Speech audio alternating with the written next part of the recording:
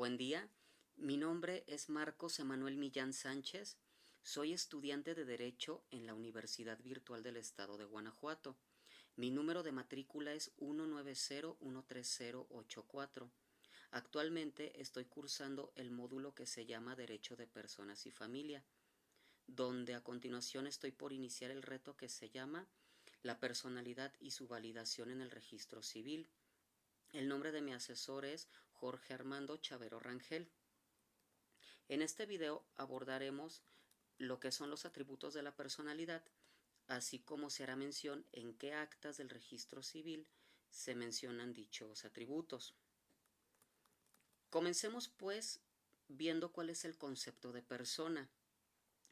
Las personas son sujetos que tienen capacidad de tener derechos y obligaciones. Las personas pueden ser personas físicas o personas morales. Las personas físicas son seres humanos en individual, tanto hombres como mujeres, que pueden ser, como ya lo mencioné, sujetos de derechos y obligaciones. Y según el artículo 22 del Código Civil Federal, las personas físicas adquieren esta condición desde el momento en que son concebidas y hasta el momento de su muerte, donde se pierde la condición mencionada. Las personas morales, entonces, son el conjunto de personas físicas que se congregan o se reúnen para formar entes económicos o asociaciones. Estas asociaciones o personas morales tienen personalidad jurídica propia, independiente a la de los socios que la conforman. Y según el artículo 25 del Código Civil Federal, las personas morales pueden ser las siguientes, tales como la nación, los estados, los municipios, los sindicatos, las asociaciones profesionales, las sociedades cooperativas y mutualistas, los partidos políticos y grupos científicos y técnicos, así como personas morales extranjeras. Las personas, pues, tienen atributos de personalidad. ¿Estos qué son? Se definen como las características propias del ser que permiten la diferenciación entre seres humanos. Los atributos de la personalidad jurídicamente hablando son los siguientes: nombre, domicilio, estado civil, capacidad y patrimonio. O sea que tenemos 5 atributos de personalidad. Vamos a mencionar pues en qué consiste cada atributo. Comencemos por el nombre.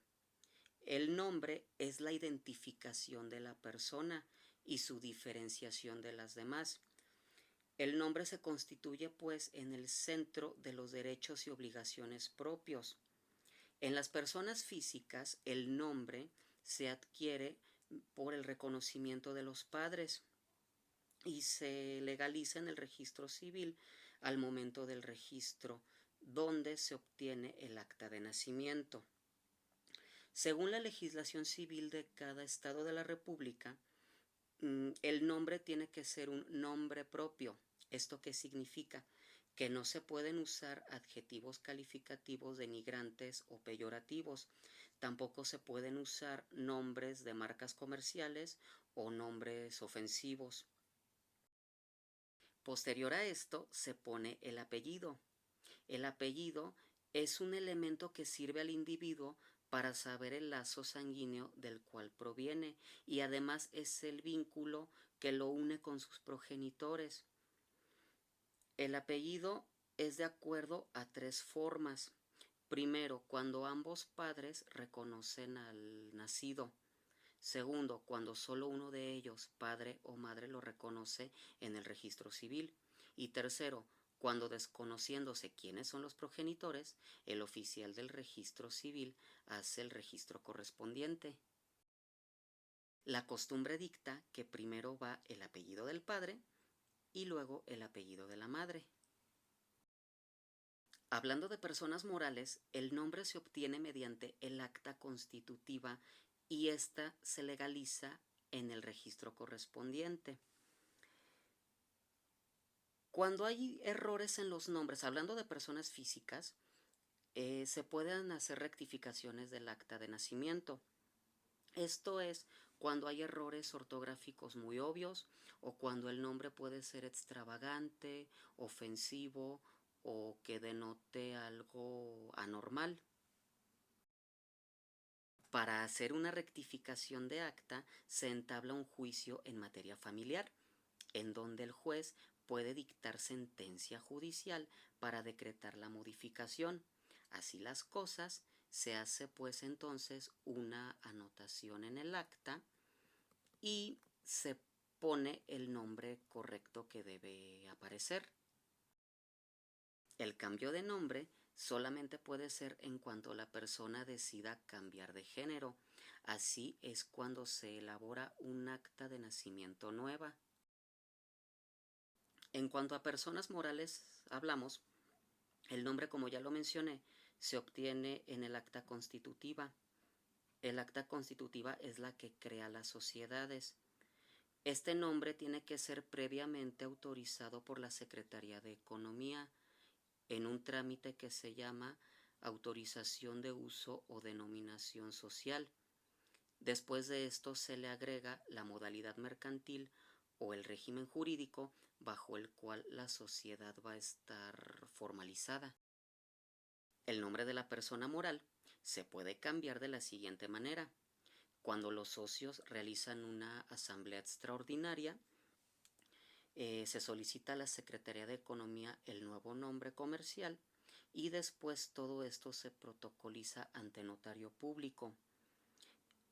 Todo esto se basa en la Ley General de Sociedades Mercantiles, en los artículos 182, 190 y 194. Ahora vamos con el domicilio. El domicilio es el lugar en donde residen las personas físicas o morales. El domicilio puede ser por residencia, que es donde se da la mayor parte de los actos jurídicos. También puede ser domicilio fiscal. Según el artículo 10 del Código Fiscal de la Federación, para personas físicas, el domicilio fiscal es el lugar en donde realizan sus actividades empresariales o comerciales, y para personas morales es el lugar donde reside la administración del negocio. El domicilio de negocios es donde se realizan principalmente los actos comerciales, mas no es el domicilio fiscal. El domicilio procesal sirve para oír y recibir notificaciones de parte de la autoridad. Y por último, tenemos el domicilio registrado ante las autoridades, el cual se usa a conveniencia del sujeto en cuanto a su actividad.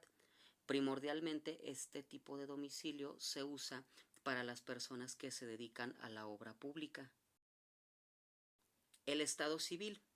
El estado civil es propio de las personas físicas y es el reconocimiento de esta persona frente a la sociedad.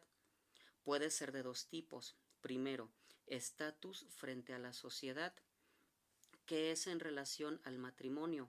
La persona puede ser soltera, casada, viuda, divorciada o vivir en unión libre. Y en relación a la familia, que es cuando la persona tiene el estatus de padre, madre, hijo, tutor, etc. Número 2. Estatus frente a la nación, que también se conoce como estado político y muestra las cualidades de la persona en cuanto a que si es nacional, extranjero, capaz, incapaz, mayor o menor de edad. Hablando del atributo de la capacidad, podemos mencionar lo siguiente. La capacidad es la susceptibilidad de tener derechos y obligaciones. Es de dos tipos, capacidad de goce y capacidad de ejercicio. La capacidad de goce se adquiere con el nacimiento y se acaba con la muerte. Lo contrario de esto es la incapacidad de goce y se clasifica en grado mínimo al ser la persona concebida pero no nacida, menor de edad donde hay restricciones y mayor de edad donde las personas no tienen pleno uso de sus facultades mentales. La capacidad de ejercicio es la aptitud para tener derechos y tener obligaciones. Por lo mismo, es la capacidad para poder celebrar actos jurídicos. Las incapacidades para esto son las mismas que las ya mencionadas, añadiéndosele a esta la incapacidad por emancipación. ¿Esto qué significa? Que la persona emancipada tiene capacidad de realizar actos jurídicos, mas no la capacidad de presentarse a juicio. Para esto necesita forzosamente a un tutor o un representante. Para poder completar la capacidad, en cuanto a un menor de edad o a un emancipado, se realizan 3 tipos de actos.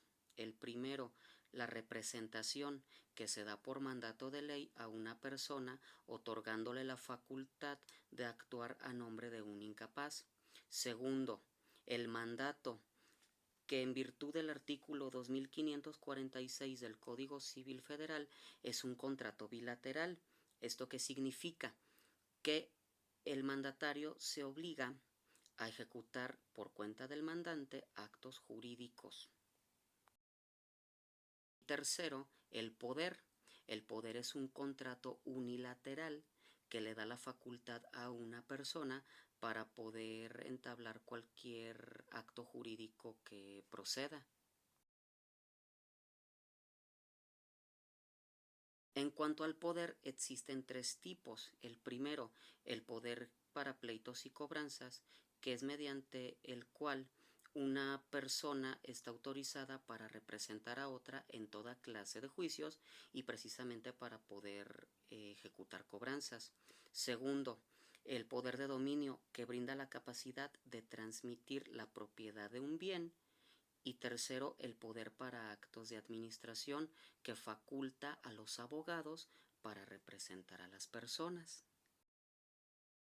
Por último, vamos a mencionar el patrimonio. El patrimonio es la suma de todos los bienes que se tienen menos lo que se debe a terceras personas. El patrimonio puede ser familiar. Un patrimonio familiar es la casa, habitación y la parcela cultivable. Estos bienes como tal son inembargables y no pueden sustraerse. En cuanto a las personas morales, el patrimonio se conforma del activo menos el pasivo, que da igual al capital. Espero que la información haya quedado clara. Me despido y les deseo que pasen un buen día.